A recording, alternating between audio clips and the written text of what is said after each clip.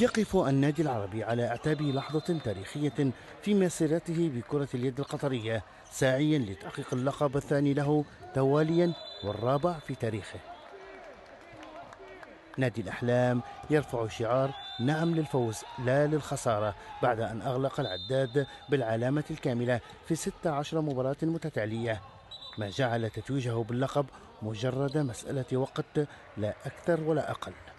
كل هذه المعطيات منحت العربي الخبرة الكافية للتعامل مع أمتار الدوري الأخيرة، لا سيما في المواجهات الكبرى على غرار مباراة الكلاسيكو أمام الريان، إذ يحتاج نادي الأحلام للفوز أو التعادل ليتوج بطلا قبل ختام الدوري بجولة واحدة.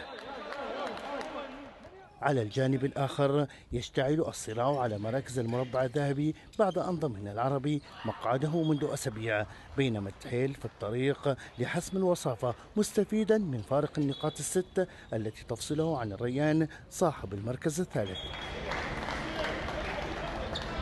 الرهيب بدوره يحتاج لتجنب أي عثرة قوية في الجولتين المقبلتين لتأمين مركزه، بينما يبقى المقعد الرابع متأرجحا بين السد والوكرة والأهلي. الجولة السابعة عشرة سوف تصفح عن أسرارها بمواجهة ستكون محط أنظار عشاق كرة اليد القطرية. لمركز أخبار قنوات الكاس، جمال الشيباني.